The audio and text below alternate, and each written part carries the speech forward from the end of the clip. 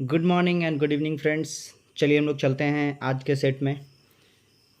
पहला क्वेश्चन देखते हैं। पहला क्वेश्चन क्या है? दक्कन का पठार कितने भारतीय राज्यों तक फैला है? तो याद रखिएगा, ऑप्शन है आपके पास 3, 5, 8 एंड 6। तो दक्कन का पठार कहाँ कहाँ कितने राज्यों में फैला है ये आपको बताना है। इसका आंसर होगा 8। क्या आंसर होगा? 8। चलें आगे। नेक्स्ट क्वेश्चन क्या है आपका? नेक्स्ट क्वेश्चन है अंतरण अदायगी का क्या अर्थ है? तो देखिए, अंतरण अदायगी का मतलब होता है क्या? एक ऐसा ट्रांसफ़र, अदायगी का मतलब पैसा देना, ठीक है। एक ऐसा ट्रांसफ़र जो बेसिकली किसके लिए हो? जन कल्याण सेवाओं के लिए हो। जैसे सरकार क्या करती है? सब्सिडी देती है। वो क्या है? एक आपका इंटरनल जो है आपका अदायगी है, ठीक है। इसके अलावा क्या होता है? पेंशन देती है सरकार, ठीक है। पेंशन के अलावा अगर रोड डेवलपमेंट या हॉस्पिटल्स के लिए जो फंड प्रोवाइड करती है डायरेक्ट सेंट्रल गवर्नमेंट, उसको क्या कहते हैं? अंतरण अदायगी। तो ये आपके किसके लिए है? सामाजिक सुरक्षा अदायगी के लिए। किसके लिए है? सामाजिक सुरक्षा अदायगी के लिए, बेरोजगार मुआवजा के लिए, वृद्धापेंशन पेंशन के लिए। तो आंसर क्या होगा आपका? ऑल ऑफ दीज होगा, ठीक है। चलें आगे। नेक्स्ट क्वेश्चन क्या है आपका? भारत जैसे विकासशील देश में प्रछन्न बेरोजगारी। देखिए, मैंने एक सेट में आपको बताया था प्रछन्न बेरोजगारी का इंग्लिश होता है डिसगाइज। क्या होता है? डिसगाइज, ठीक है। डिसगाइज इन अनएम्प्लॉयमेंट जिसको कहते हैं, कि उच्च दर किस क्षेत्र में पाई जाती है। तो आई होप सो इस सब का आंसर आप लोग को पता होगा। जो प्रछन्न बेरोजगारी का उच्च दर है वो कहाँ है? कृषि क्षेत्र में है। किस में है? कृषि क्षेत्र में। चलते हैं अगले क्वेश्चन में। वह जोत जो किसानों को कम से कम एक जीविका तो उपलब्ध कराती है, क्या कहलाती है? तो वह जोत का मतलब एग्रीकल्चर से रिलेटेड है ना, जो किसानों की कम से कम एक जीविका उपलब्ध कराती हो, उसको क्या कहते हैं? उसको कहते हैं आर्थिक जोत। क्या कहते हैं? आर्थिक जोत। चलें नेक्स्ट क्वेश्चन पे। हमारा क्या है? कौन सी क्रिया उत्पादन में शामिल नहीं है? यानी आपसे पूछ रहा है कि किसको इकोनॉमिक के टर्म में हम लोग प्रोडक्शन नहीं कहते हैं। ऑप्शंस क्या क्या है? ऑप्शन देखेंगे। किसानों द्वारा गेहूं का उत्पादन, किसी कंपनी द्वारा औषधि का उत्पादन, किसी नर्स द्वारा अस्पताल में दी गई सेवाएं, और किसी गृहिणी या गृह स्वामिनी द्वारा अपने घर में की गई सेवाएं। तो आई होप सो ऑप्शन को देखकर क्लियर हो गया होगा कि किसी हाउसवाइफ के द्वारा जो घर में किया गया काम है उसको क्रिया उत्पादन में शामिल नहीं किया गया। याद रखिए, क्रिया उत्पादन में शामिल का मतलब जहाँ पैसे लेन देन नहीं हो, है ना। किसान जैसे गेहूँ उत्पाद करेगा तो वो मार्केट में सेल आउट करेगा। औषधि का उत्पादन कर रहा है कोई कंपनी, वो भी मार्केट में सेल करेगी। कोई नर्स अगर अस्पताल में काम कर रही है तो वो भी पैसे लेगी, है ना। तो याद रखिएगा, इकोनॉमिक के हिसाब से क्रिया उत्पादन विधि वो नहीं है जिसमें हम लोग घर में सेल्फ खुद के लिए जो काम करते हैं। तो एक हाउसवाइफ जो घर में काम करेगी वो आपका क्या है? क्रिया उत्पादन में नहीं आएगा। नेक्स्ट, निम्नलिखित में से किनको संवैधानिक स्थिति प्राप्त है? तो देखिए, सबसे पहले वित्त आयोग की बात करेंगे। फिनांस कमीशन आर्टिकल 280 के तहत है, और पूछ रहा है किसको प्राप्त है ना। नेक्स्ट क्वेश्चन क्या है? राष्ट्रीय विकास परिषद, इसकी कहीं भी चर्चा आपके संविधान में नहीं है।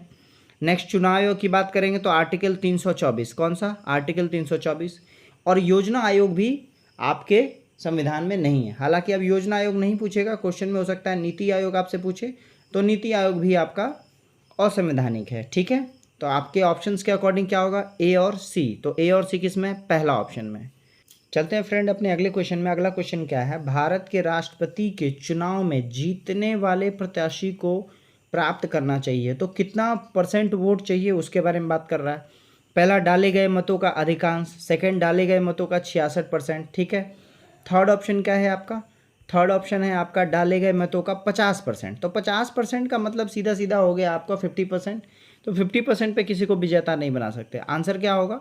50% से अधिक और डाले गए कुल मतों का बहुमत। यानी कि जितना वोट डाला गया है उसमें मेजोरिटी, जैसे सपोज दैट आपका 100% तो वोट कभी पड़ता नहीं है, तो वोट जितना भी डाला गया हो उसमें ज़्यादा मिलना चाहिए।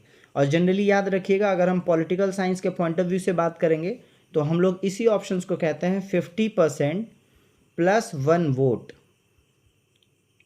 इतना अगर किसी को आ गया तो वो हम लोग मानेंगे कि राष्ट्रपति बन गए। यानी सिंपल समझिए कि 50% से ज़्यादा। हालांकि जब बात करेंगे सीएम वगैरह की, सीएम की बात हो, पीएम की बात हो, पीएम तो नहीं लेंगे, सीएम हो गया, मुखिया हो गया, इन सब के चुनाव में सपोज दैट 5 अलग अलग कैंडिडेट खड़े हुए हों, तो एक को 20% मिला हो, बाकी को एक को 30 कर लीजिए आप, है ना, और बाकी को फिर आप 27.5 27.5 में बांट दीजिए, ठीक है।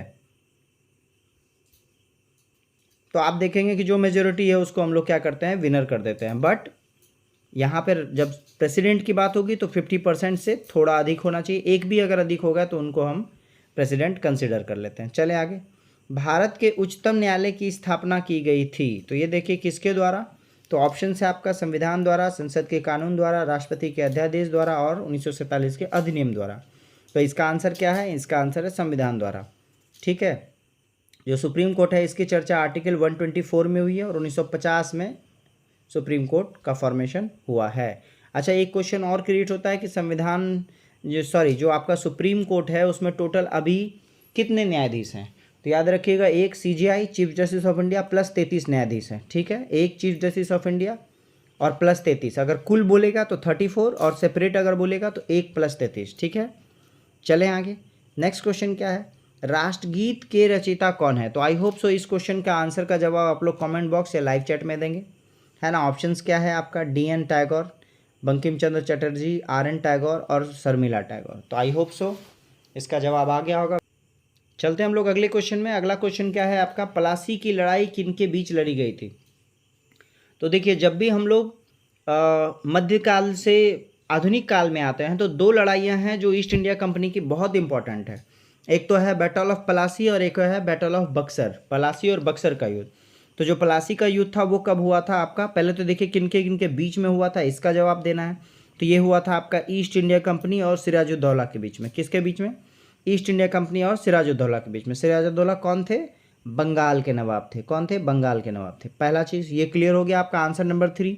दूसरा, ये लड़ाई कब लड़ी गई थी, तो याद रखिएगा ये लड़ाई 1757 में। कब लड़ी गई थी, 1757 में ये लड़ाई लड़ी गई थी, 1757 में, ठीक है।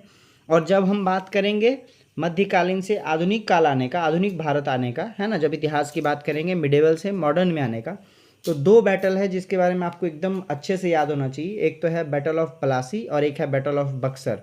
तो वो आपका क्या हुआ है, 1764 में। कब हुआ है, 1764 में। ये आप याद रखेंगे। नेक्स्ट क्वेश्चन क्या है आपका, 1972 में शिमला समझौते पर हस्ताक्षर करने वाले पाकिस्तान के प्रधानमंत्री का क्या नाम है।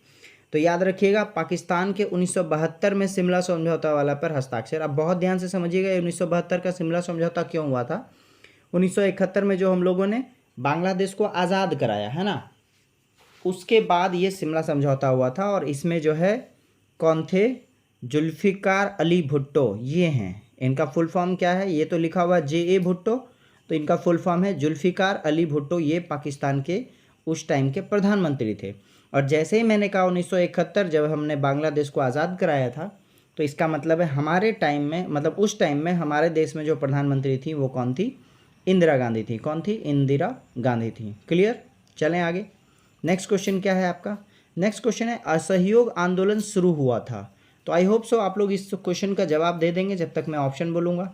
ऑप्शन है आपका पहला 1870, 1920, 1921 और 1942। तो आई होप सो आंसर आ गया, वेरी गुड। आपका आंसर क्या होगा, 1920। 1920 क्या है, असहयोग आंदोलन है। और जब हम 1930 की बात करेंगे 1930 का, तो इसको हम लोग बोलते हैं सविनय अवज्ञा आंदोलन। क्या कहते हैं, सिविल डिसोबीडिएंट मूवमेंट। चलें नेक्स्ट क्वेश्चन क्या है आपका, जब 1956 में डलहौजी ने अवध पर कब्जा किया तब नवाब कौन था। तो पूछ रहा है कि जब 1956 में अवध पर डलहौजी ने कब्जा किया था, डलहौजी का जो हड़प नीति था उसके तहत वहाँ पे कुशासन का आरोप लगाकर अवध को, ये लास्ट था जिसको कि डलहौजी ने ब्रिटिश एम्पायर में शामिल कराया। तो उस समय जो है अवध का नवाब कौन था, वो थे आपके वाजिद अली शाह। कौन थे, वाजिद अली शाह थे। नेक्स्ट क्वेश्चन क्या है आपका, मेवाड़ के राणा प्रताप सिंह को मुगल सेना ने किस लड़ाई में पराजित किया था। तो राणा प्रताप को किस मुगल ने, मतलब किस लड़ाई में पराजित किया, वो लड़ाई था आपका, ऑप्शन क्या क्या है, मेवाड़ है, हल्दीघाटी है, चित्तौड़ है और उदयपुर है। तो लड़ाई कौन सी हुई थी, हल्दी घाटी के युद्ध हुई थी। और कब हुई थी, 1576। कब हुई थी, 1576। चलें आगे। और उस समय जो है मुगल की तरफ से कौन लड़ रहे थे, अकबर लड़ रहे थे। कौन सा, अकबर के मतलब युद्ध में हुआ, तो सेनापति उनका होगा।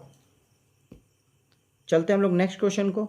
नेक्स्ट क्वेश्चन नंबर क्या है, क्वेश्चन नंबर 15 क्या कह रहा है, क्वेश्चन नंबर 15 कह रहा है कि जून के महीने में मानसून का फटना वर्षा लाता है किस क्षेत्र में।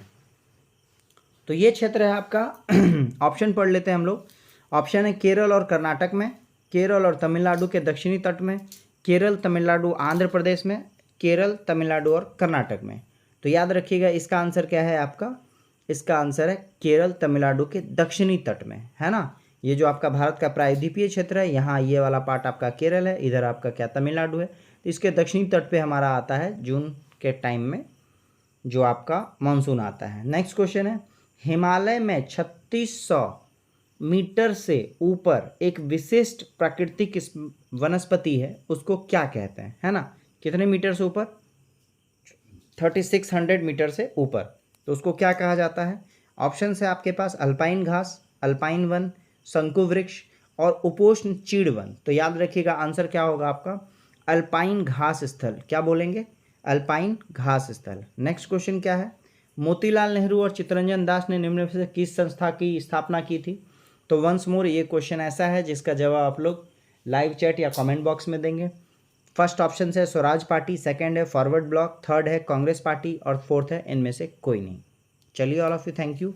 नेक्स्ट क्वेश्चन है आपका, अल नीनो प्रकट होता है। तो देखिए अल नीनो ये एक क्या है आपका वेव है, क्या है आपका वेव है, जिसने काफ़ी आज से 7-8 साल पहले जो है आपके टेम्परेचर में काफ़ी चेंजेस को दिखाया था। अल नीनो और ला नीनो, है ना, दो आपका वेव है जिसकी वजह से चेंज हुआ था। तो ये क्वेश्चंस क्या है आपका, ऑप्शंस क्या है, अटलांटिक महासागर के ऊपर, हिंद महासागर के ऊपर, प्रशांत महासागर के ऊपर और भूमध्य सागर के ऊपर। तो आपका आंसर क्या होगा, प्रशांत महासागर के ऊपर, जिसको हम पैसिफिक ओशियन कहते हैं, इसके ऊपर जो है अल नीनो प्रभाव नज़र आता है। नेक्स्ट क्वेश्चन क्या है, पुस्तक एन एक्स्ट्रा ऑर्डिनरी लाइफ किसकी जीवनी पर आधारित है। याद रखिएगा, इसको फिर से पढ़ ले रहा हूँ मैं, एन एक्स्ट्रा ऑर्डिनरी लाइफ किसकी जीवनी पर आधारित है। ऑप्शन है अरुण जेटली, मनोहर पारिकर, अटल बिहारी वाजपेयी, सुषमा स्वराज। तो आंसर क्या होगा, मनोहर पारिकर। कौन होंगे, मनोहर पारिकर के जीवनी पर आधारित है एन एक्स्ट्रा ऑर्डिनरी लाइफ। चलें आगे।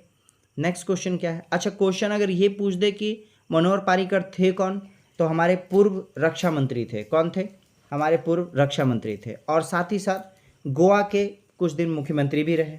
चलें नेक्स्ट क्वेश्चन क्या है आपका, अजंता और एलोरा गुफा जो है वो किस धर्म से संबंधित है। धर्म का ऑप्शन दिया था तो मैंने धर्म बता दिया, तो वो किससे संबंधित है, हिंदू से संबंधित है। किससे, हिंदू से।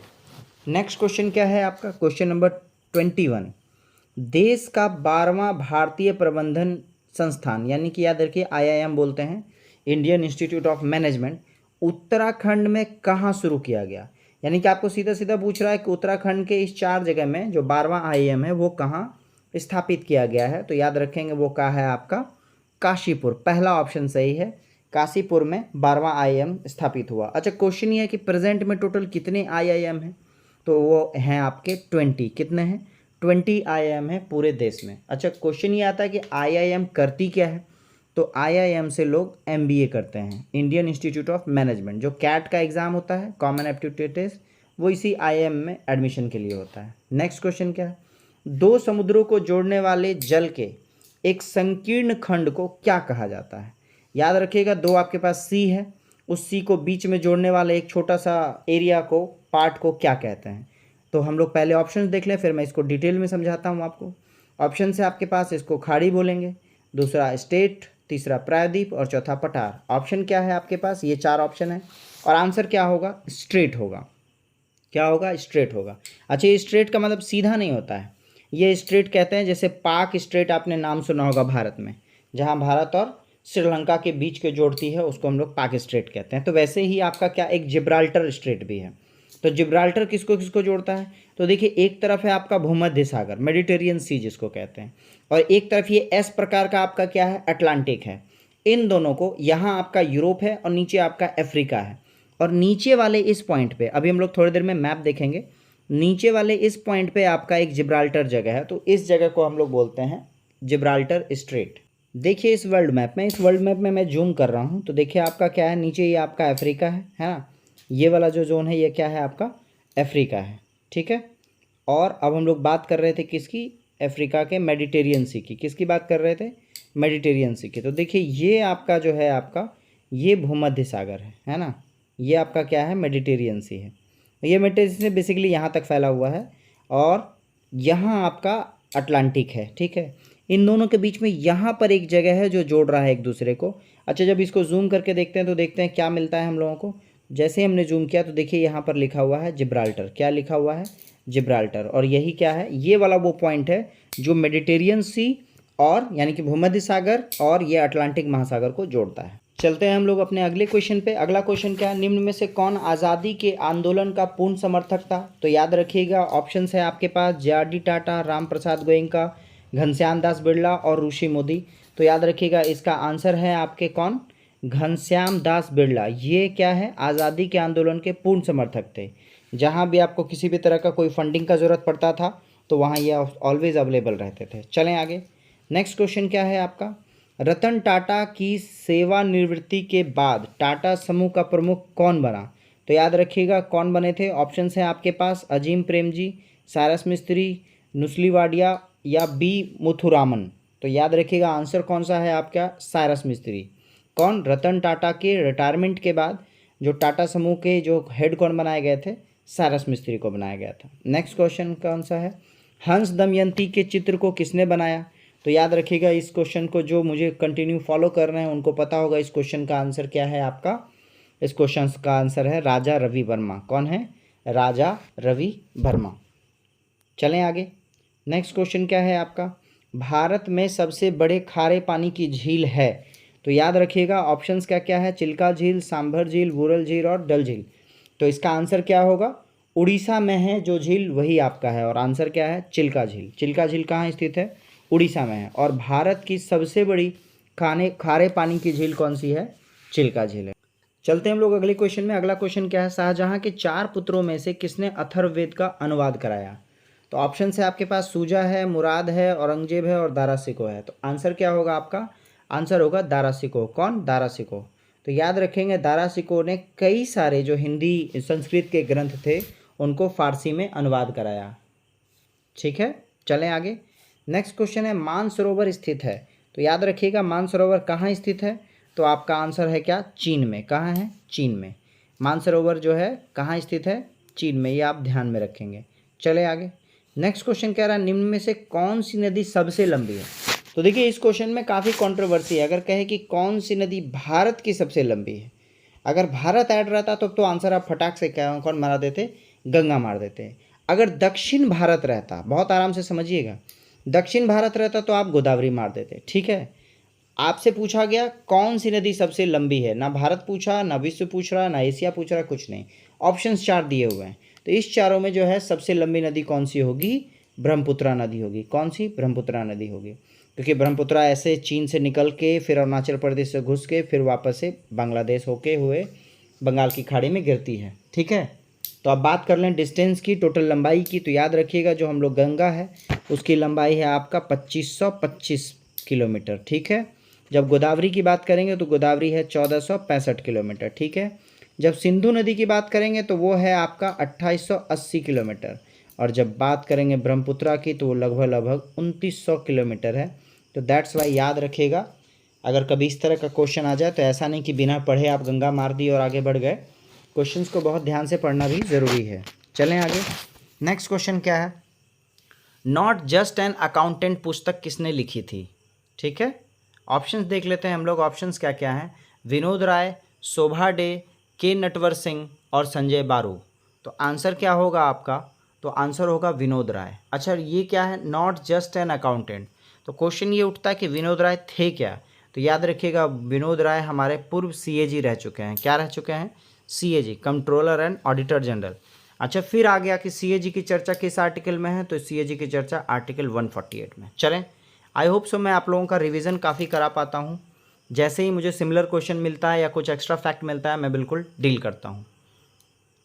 अगर आप लोग का किसी भी प्रकार का कोई सजेशन हो, है ना, कि और थोड़ा सा डिटेल में पढ़ाया जाए तो बिल्कुल बताइए। मैं कोशिश कर रहा हूँ और बेहतर और बेहतर और बेहतर की ओर ले जाने की। चलिए अगला क्वेश्चन देख लेते हैं कि बोध गया के स्मारकों में नहीं है, यानी पूछ रहा है निम्न में से कौन सा स्मारक है जो बोध गया में नहीं है। ऑप्शंस है आपके पास वज्रासन, अनिमेष लोचन स्तूप, रत्नागर चैत्य एवं चक्रमन और हरिश्चंद्र मंदिर। तो आंसर क्या होगा आपका? हरिश्चंद्र मंदिर ऐसा है जो बोध गया में नहीं है, बोध गया के स्मारकों में शामिल नहीं है। नेक्स्ट, निम्नलिखित में से कौन सा संघ शासित प्रदेश नहीं है, यानी आपसे पूछ रहा है कौन यूनियन टेरिटरी नहीं है। ऑप्शंस क्या क्या है और मैं इसका आंसर बताऊंगा भी नहीं आपको। ऑप्शन है आपका पुदुचेरी, चंडीगढ़, गोवा और लक्षद्वीप। ठीक है, इसका आंसर आप लोग को देना है। क्वेश्चन नंबर 32 था जिसमें आपसे पूछ रहा है कि निम्न में से कौन सा यूनियन टेरिटरी नहीं है। तो आपके पास ऑप्शन है पुदुचेरी, चंडीगढ़, गोवा और लक्षद्वीप। ऑप्शंस आप लोग देंगे। Very good very good, answer आ गया आपका। आंसर क्या है आपका? गोवा आंसर है। चलें आगे। नेक्स्ट क्वेश्चन क्या है? राष्ट्रीय नाट्य विद्यालय स्थित है, तो यानी कि आपसे पूछ रहा है कि राष्ट्रीय नाट्य विद्यालय कहाँ स्थित है। ऑप्शंस आप देख पा रहे हैं। आंसर क्या होगा? आंसर होगा नई दिल्ली। क्या आंसर है? नई दिल्ली है। नेक्स्ट क्वेश्चन है आपका, वन आच्छादित क्षेत्र का सबसे बड़े भूभाग वाला राज्य कौन सा है। यानी कि निम्न में से जो ऑप्शन दिया है इसमें सबसे बड़ा जो है ऐसा कौन सा राज्य है जिसमें कि जंगल का क्षेत्र ज़्यादा है। ऑप्शंस क्या क्या है आपके पास? हिमाचल प्रदेश, उत्तराखंड, सिक्किम और मिज़ोरम। क्या है आंसर? आंसर होगा आपका मिज़ोरम। ठीक है, लास्ट शायद ये रिपीटेड क्वेश्चन है। इसमें मैंने आपको बताया था कि 85 to 90% यहाँ का जो लैंड है वो क्या है आपके वनों से घिरा हुआ है। चलें नेक्स्ट क्वेश्चन क्या है? भारत में सर्वाधिक चाय उत्पादित करने वाला राज्य, चाय का मतलब हम लोग चाय पत्ती भी बोल सकते हैं, है ना, तो वो कौन सा है? ऑप्शन से है असम, पश्चिम बंगाल, तमिलनाडु और केरल। तो याद रखिएगा इसका आंसर आपका क्या हो जाएगा? असम हो जाएगा। क्या होगा? असम हो जाएगा। चलें सेकंड नंबर पे फिर पश्चिम बंगाल आता है। और कभी कभी ये डेटा क्या होता है साल के प्रोडक्शन के अकॉर्डिंग कभी कभी मेरे याद में 1 या 2 बार फ्लक्चुएट भी हुआ है, यानी आपस में एक दूसरे को एक्सचेंज भी कर सकते हैं। इनमें से कौन सा कथन गलत है आपसे पूछ रहा है। देखिए बहुत ज़बरदस्त क्वेश्चन है ये। जब हम बिहार की बात करेंगे तो टोटल प्रमंडल, प्रमंडल का मतलब हो गया कमिश्नरी, कितने हैं?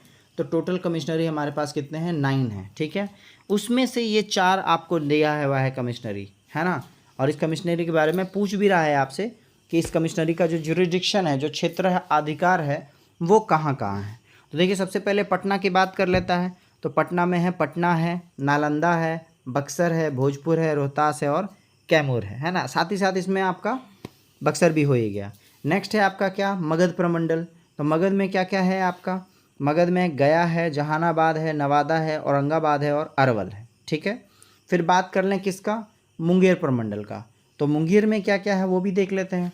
मुंगेर में आपका कह रहा है मुंगेर है, लखीसराय है, शेखपुरा है, जमुई है, खगड़िया है ना, और बेगूसराय है। तो ये तीनों के तीनों आपस में सही हैं। अच्छा गलत कौन सा है? दरभंगा। तो दरभंगा में है क्या? दरभंगा में दरभंगा है, ठीक है, और साथ ही साथ आपका है मधुबनी है और समस्तीपुर है, ये दोनों नहीं है। दरभंगा है, मधुबनी है और समस्तीपुर है। ठीक है, अब बात कर लें कि सहरसा और सुपौल कहाँ है ना, ये जानना जरूरी है। तो सहरसा और सुपौल कोसी क्षेत्र में है, कोसी प्रमंडल में है। ठीक है, ये आप ध्यान में रखेंगे, सहरसा और सुपौल कोसी प्रमंडल में है। चलें आगे। नेक्स्ट क्वेश्चन है आपका क्वेश्चन नंबर 37। भारत में सर्वाधिक कोयला उत्पादन करने वाला राज्य कौन सा है?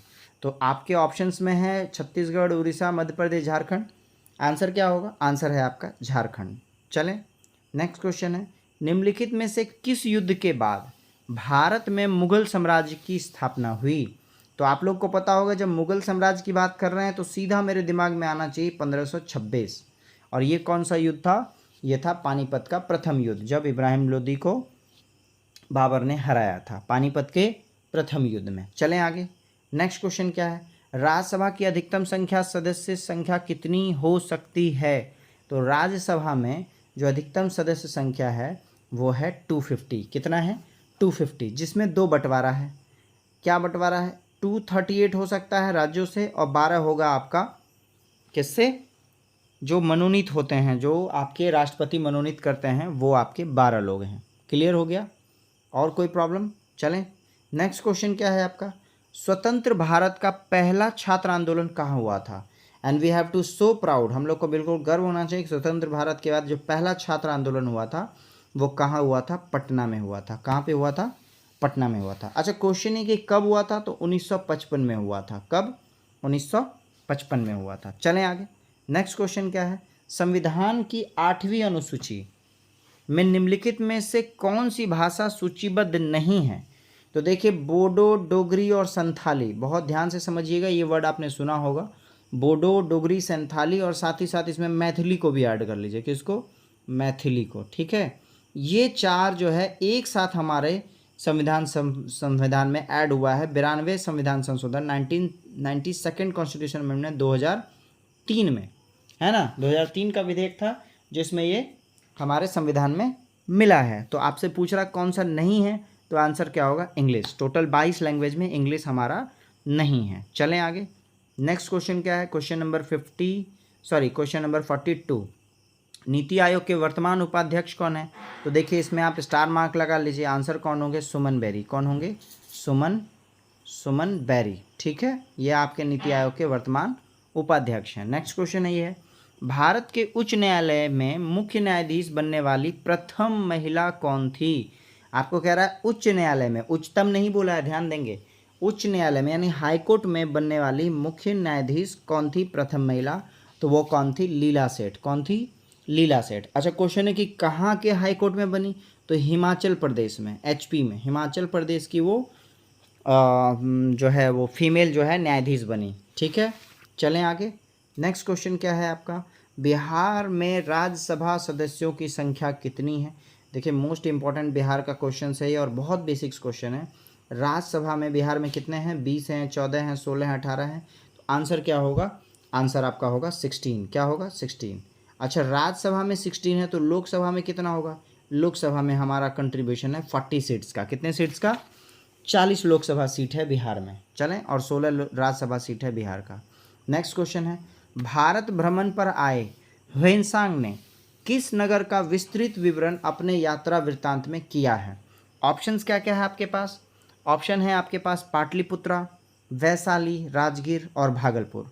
तो आंसर क्या होगा आपका? पाटलिपुत्रा। ठीक है, ह्वेनसांग ने किसकी चर्चा की है अपने बुक में? पाटलिपुत्रा शहर की स्थापना चर्चा की है। अच्छा, क्वेश्चन ये कि ह्वेनसांग किसके शासनकाल में आया था? तो हर्षवर्धन के शासनकाल में आया था। किसके शासनकाल में? हर्षवर्धन के शासनकाल में। चलें आगे। नेक्स्ट क्वेश्चन क्या है? सत्य की खोज में बुद्ध को किस स्थान पर पीपल वृक्ष के नीचे ज्ञान की प्राप्ति हुई? अगर आप लोग बिहार एसएसटी के स्टूडेंट हैं या जीएस पढ़ रहे हैं तो इस क्वेश्चन का आंसर तो आप लोग को डेफिनेटली देना चाहिए। ऑप्शंस है पावापुरी, कुशीनगर, बोधगया और राजगिरी। आंसर क्या होगा? बोधगया में ज्ञान मिली। कहाँ मिली? बोधगया में ज्ञान मिली। अच्छा, क्वेश्चन ये है कि गौतम बुद्ध ने किस आयु में घर को छोड़ा? तो याद रखिएगा 29 वर्ष की आयु में अपने घर को त्याग दिया। और उनको ज्ञान की प्राप्ति कितने वर्ष में हुई? 6 वर्ष में हुई। मतलब जब वो 35 के होंगे तो उनको ज्ञान की प्राप्ति हुई। याद रखिएगा 6 वर्षों का तपस्या था। नेक्स्ट क्वेश्चन क्या है आपका? अत्यधिक मद्यपान करने से यानी शराब पीने से मनुष्य के किस अंग को क्षति पहुंचती है? तो साइंस का एक बेसिक सा क्वेश्चन है जिसका जवाब आप लोग को देना है। ऑप्शंस है लीवर, है ना, फेफड़ा, लंग्स, हृदय और गुर्दा, किडनी। तो आंसर क्या होगा आपका? आंसर होगा लीवर। सबसे ज़्यादा लीवर अफेक्टेड होता है ना। चलें आगे। नेक्स्ट क्वेश्चन क्या है? बिहार राज्य में मात्र 2 ही अंतर्राष्ट्रीय हवाई अड्डे हैं, तो पूछ रहा है कौन कौन सा है। ऑप्शंस है आपका पटना मुजफ्फरपुर, ठीक है, पटना एवं गया, पटना राजगीर और पटना भागलपुर। तो आंसर क्या है आपका? पटना और गया। चलें आगे। नेक्स्ट क्वेश्चन है, भारत में मुगल साम्राज्य का अंतिम शासक कौन था? तो आई होप सो काफ़ी लोगों को ये क्वेश्चन पता भी होगा। यह आंसर है आपका बहादुर शाह जफर सेकेंड। या तो आप बहादुर शाह सेकेंड बोल दीजिए या तो बहादुर शाह जफर सेकेंड बोल दीजिए, एक ही बात है ना। 1857 की जो क्रांति थी उसमें मुगल के राजा के रूप में यही फाइट कर रहे थे। हालांकि इनका एज 80 के आसपास हो गया था, बट स्टिल राजा तो राजा होगा, है ना। इनका सपोर्ट था। बाद में इनको क्या बंदी बनाकर रंगून भेज दिया गया। बाद में 2-4 साल में इनकी मृत्यु हो गई। नेक्स्ट क्वेश्चन क्या है? भारत के किस राज्य में राजीव गांधी की मानव बम हमले से हत्या की गई? तो याद रखिएगा ये कौन सा राज्य था? ये आपका तमिलनाडु था। कहाँ? तमिलनाडु। अच्छा, जो आपके राजीव गांधी हैं ये कौन से नंबर के पीएम थे? 6ठे नंबर के पीएम थे, 6th पीएम थे। कब से कब तक रहे? 1984 से 1989 तक रहे। कब रहे? 1984 से 1989 तक। और 21 मई, देखिए डेट याद रखिएगा, 21/5/1991 इस दिन जो है उनको तमिलनाडु में मानव बम से, यानी कि जो खुद को एक आदमी के साथ बम सेट कर लेता है लोग, मानव बम से के हमले से इनको मार दिया, है ना। और याद रखिएगा ये जो आपका 21 मई है, इसको कौन सा हम लोग दिवस मनाते हैं? आतंकवाद विरोध दिवस मनाते हैं। क्या मनाते हैं?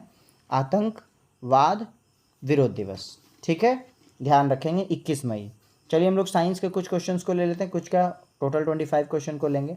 ब्लड कैंसर को डैश के नाम से भी जाना जाता है, तो याद रखिएगा ब्लड कैंसर को ल्यूकेमिया के नाम से जाना जाता है। किससे? ल्यूकेमिया से। चलें आगे। चंद्र सतह पर एक प्रेक्षक को दिन के समय आकाश का रंग कैसा दिखाई देगा? तो याद रखिएगा चंद्रमा के सतह पर अगर हम आकाश को देखेंगे तो वो काला दिखाई देगा। कैसा? काला। क्यों काला दिखाई देगा? क्योंकि चंद्रमा पर क्या है? एटमॉस्फेयर नहीं है ना। जो सन रे आएंगे और ब्लू कलर का जो स्कैटरिंग हो जाता है हमारे एटमॉस्फेयर में, वो आपका क्या है? चंद्रमा पे नहीं होता है। नेक्स्ट क्वेश्चन क्या है? निम्नलिखित में कौन सा एक कोशिकीय जीव का उदाहरण है? अच्छा, एक कोशिकीय जीव किसको कहते हैं? जो सिर्फ एक ही सेल से बना हो, एक ही कोशिका से बना हो, उसको हम लोग एक कोशिकीय जीव कहते हैं। ऑप्शंस में क्या है? यूग्लिना है, अमीबा है, पैरामीशियम है। ठीक है, तो आंसर ये है कि कौन सा एक कोशिकीय जीव है आपका। ऑप्शंस देख लेते हैं। ऑप्शन में आपका क्या कह रहा है? पहला कह रहा है 1 2, फिर 1 3, फिर 2 3। सही। तो याद रखिएगा टोटल विकल्प होगा। ये तीनों के तीनों आपके क्या हैं? एक कोशिकीय जीव हैं। ठीक है, मैं फिर कह रहा हूँ एक कोशिकीय जीव का मतलब उनका पूरा जो कार्यक्रम है ना, जैसे हम लोग पूरा एक ह्यूमन है, वो क्या है? एक ही सेल से बना हुआ है। नेक्स्ट क्वेश्चन क्या है आपका? निम्नलिखित में से कौन सा एक बहुकोशिकीय जीव नहीं है? देखिए फिर पूछ रहा है बहुकोशिकीय जीव नहीं है, इसका मतलब है वह एक कोशिकीय है। और ऊपर वाले ऑप्शंस को थोड़ा सा देखेंगे तो क्या कॉमन है दोनों में? तो देखिए कॉमन है पैरामीशियम। दिख रहा है आपको? Option number 4। तो ये क्या है? ये एक कोशिकीय जीव है। अच्छा, एक कोशिकीय जीव तो समझ में आ गया आपको कि पैरामीशियम है। इसके अलावा जो 3 ऑप्शन है ये क्या है आपके? बहुकोशिकीय जीव है, जिसमें कवक है, हाइड्रा है और स्पाइरोगैरा है। ये क्या है? बहुकोशिकीय है। और पैरामीशियम क्या है? एक कोशिकीय जीव है। नेक्स्ट क्वेश्चन क्या है आपका? 10 मोल जल का द्रव्यमान कितना होगा? तो याद रखिए सबसे पहले 1 मोल जल का द्रव्यमान कितना है? जल को क्या बोलते हैं? H2O बोलते हैं। हाइड्रोजन का वेट कितना होता है? 1, तो 2 हाइड्रोजन है तो 2 हो गया। ऑक्सीजन का एटॉमिक नंबर क्या है? 8 है। और एटॉमिक मास क्या है? 16 है, तो 16। तो यानी कि जल के 1 मोल का वेट क्या हो गया? 18 हो गया। तो आपसे क्वेश्चन कह रहा है कि 10 मोल का वेट क्या होगा? तो 18 गुना 10 करेंगे तो 180 हो जाएगा। चलें आगे। नेक्स्ट क्वेश्चन है, यदि किसी प्रतिरोधक तार को लंबा कर दिया जाए तो उसका प्रतिरोधक क्या होगा? तो याद रखिएगा आपको एक रजिस्टिव तार है, उसका अगर बढ़ा दें तो भी क्या रेजिस्टेंस होगा? तो अगर तार की लंबाई को बढ़ा देने पर प्रतिरोध जो होता है वो क्या होता है? बढ़ जाता है। क्या होता है? बढ़ जाता है। नेक्स्ट क्वेश्चन है, निम्नलिखित में से कौन सा कथन सही है? तो फिर से देखिए आपका वैसा ही क्वेश्चन आ गया। मोनेरा बहुकोशिकीय जीव है ना। नेक्स्ट नहीं, मोनेरा क्या होगा? सिंगल होगा। अभी हम लोग ऊपर पढ़ रहे थे। प्रोटिस्टा सदैव बहुकोशिकीय होता है, ये भी हम लोग नहीं कह सकते। नेक्स्ट क्या है?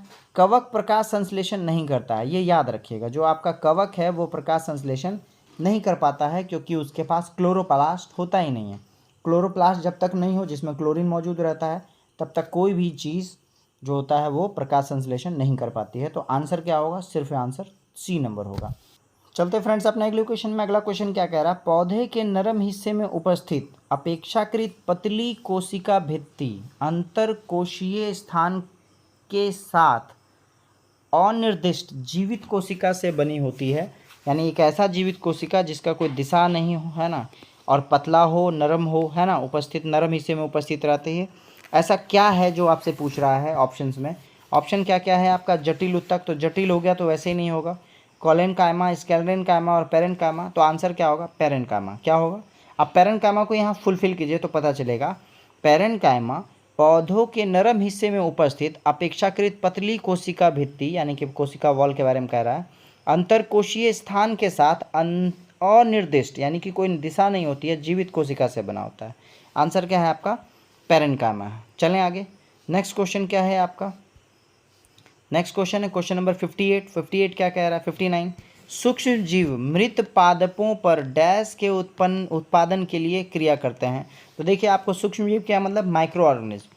और मृतक पादपों का मतलब जो आपका मरा हुआ पेड़ पौधा है उस पर अगर निर्भर रहता है, तो किस वजह से क्या क्रिया करता है, किसकी उत्पत्ति के लिए? तो बालू, कुकुरमुत्ता, काष्ठ, तो ये और ये तो नहीं होगा, ये भी नहीं होगा। आंसर क्या होगा? ह्यूमस। किसकी वजह, किसके लिए करते हैं? ह्यूमस के उत्पादन के लिए क्रिया करते हैं। नेक्स्ट क्वेश्चन क्या है आपका? निम्नलिखित में से कौन सा अष्टक नियम को फॉलो नहीं करता है? तो आंसर क्या होगा आपका? बोरोन आंसर होगा। कौन सा? बोरोन आंसर होगा। कभी डीपली में पढ़िएगा आप साइंस तो आपको समझ में आएगा कि बोरोन अष्टक यानी कि ऑक्टेव रूल क्या है, उसको फॉलो नहीं करता है। चलिए फ्रेंड, देखते हैं अपने अगले क्वेश्चन में। अगला क्वेश्चन क्या कह रहा है? निम्नलिखित में से कौन सा एक विजातीय मिश्रण है? अच्छा, विजातीय मिश्रण और सजातीय मिश्रण क्या होता है? तो सजातीय मिश्रण का मतलब समांगी मिश्रण आप समझिए, जो अच्छी तरह से आपके किसी और के साथ मिल जाता हो। और विजातीय मिश्रण का मतलब जो मिलता ना हो, है ना, अगर छछनी से छाने तो अलग हो जाए। तो ऐसा कौन कौन सा होता है? तो विलयन है, निलंबन है। विलयन निलंबन दोनों है, दोनों में से कोई नहीं है। तो आंसर क्या होगा आपका? आंसर होगा निलंबन। कौन सा? निलंबन। चलें, नेक्स्ट क्वेश्चन है, जब किसी अभिक्रिया में एक पदार्थ में ऑक्सीजन का ह्रास होता है तो उसे क्या कहते हैं? देखिए, जब ऑक्सीजन का ह्रास होगा तो उसको हम लोग रिडक्शन कहते हैं। क्या कहते हैं? रिडक्शन। और जब ऑक्सीजन आके जुड़ जाए तो उसको क्या कहते हैं? ऑक्सीडेशन कहते हैं। क्या कहते हैं? ऑक्सीडेशन कहते हैं। अब क्वेश्चन ये कि रिडक्शन का हिंदी क्या होगा? तो रिडक्शन का हिंदी होता है अपचयन। क्या होता है? अपचयन। और जब बात करेंगे ऑक्सीडेशन का, तो ऑक्सीडेशन का होता है उपचयन। ये भी आपको ध्यान में रखना पड़ेगा। हो सकता है एग्जाम में रिडक्शन सीधा सीधा हिंदी में लिख दे, तो भी आपको ध्यान में रखना पड़ेगा कि रिडक्शन इक्वल टू अपचयन, ऑक्सीडेशन इज इक्वल टू उपचयन। तो आंसर क्या होगा आपका? जब ऑक्सीजन हटेगा तो उसको हम अपचयन कहेंगे। नेक्स्ट क्वेश्चन है आपका, किसी उदासीन विलयन का पीएच मान क्या होता है? तो आई होप सो इसका जवाब आप लोग कमेंट बॉक्स में दे देंगे, है ना, या लाइव चैट में। उदासीन विलयन का पीएच मान क्या होता है? 7, 6.5, 7.5 और 6। चलते हैं नेक्स्ट क्वेश्चन पे। नेक्स्ट क्वेश्चन क्या है आपका? नेक्स्ट क्वेश्चन है, निम्नलिखित में से किसको किसी तत्व के उस सूक्ष्मतम कण के रूप में परिभाषित कर सकते हैं जो स्वतंत्र रूप से अस्तित्व में रह सकता है? तो याद रखिएगा वो कौन सा है? वो है आपका अणु।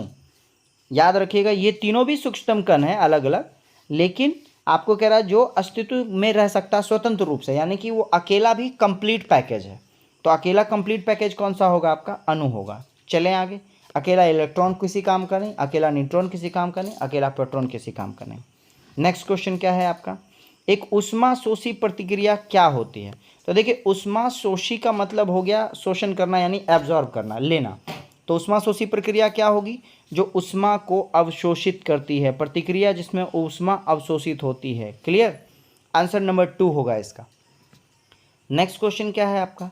निम्नलिखित में से ध्वनि यानी स्वरमान, पिच कौन निर्धारित करता है? तो जैसे ही मैं पिच की बात करता हूं तो ऑलवेज याद रखिए, पिच किसकी होती है? फ्रीक्वेंसी की होती है। किसकी होती है? फ्रीक्वेंसी यानी हर्ट्ज। चलें आगे।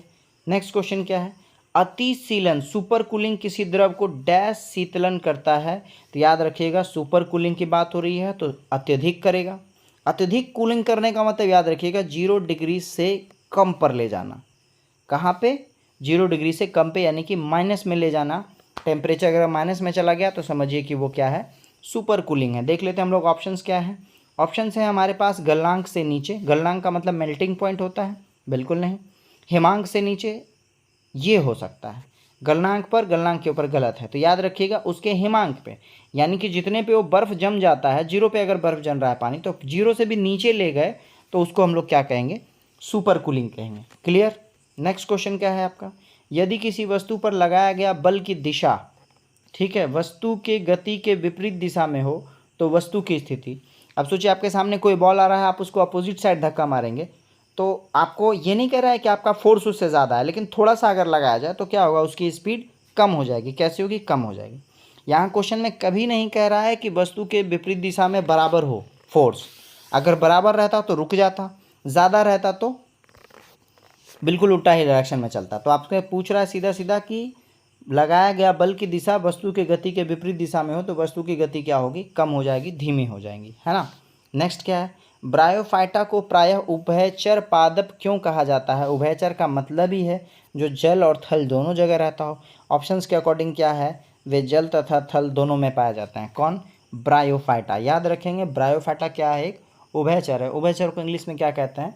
एम्फीबियन कहते हैं। क्या कहते हैं? एम्फीबियन कहते हैं। नेक्स्ट क्वेश्चन क्या है? पत्तियों का लाल, नारंगी और पीला रंग किसके कारण होता है? यानी कि जो लीफ है, लीफ का रेड, नारंगी और पीला रंग किसकी वजह से होता है? तो आंसर क्या है आपका? कैरोटीनाइड। किसकी वजह से? कैरोटीनाइड। चलें। अच्छा, कैरोटीन एक वर्ड आता है जो आपको पता होगा, गाय के दूध में पाया जाता है, जिसकी वजह से गाय का दूध पीला दिखता है ना। नेक्स्ट क्वेश्चन क्या है आपका? निम्नलिखित में से कौन सा पादप कीटभक्षी नहीं है? आपसे पूछ रहा है। तो देखिए, आपका जो नेप्थीज है ये आपका कीटभक्षी है ना। नेक्स्ट क्या है आपका ड्रॉसेरा, ये भी है, ठीक है।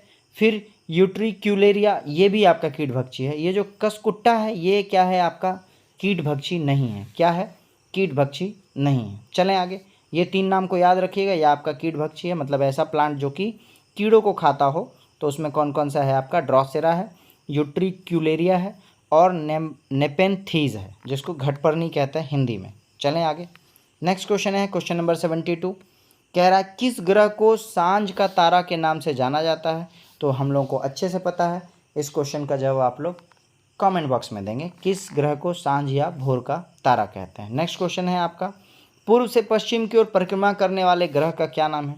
तो याद रखिएगा, पूर्व से पश्चिम की ओर परिक्रमा, याद रखिएगा हमारा जो अर्थ है वो क्या है, वेस्ट से ईस्ट की ओर करता है, पश्चिम से पूर्व की ओर अभिक्रिया करता है, मतलब घूमता है।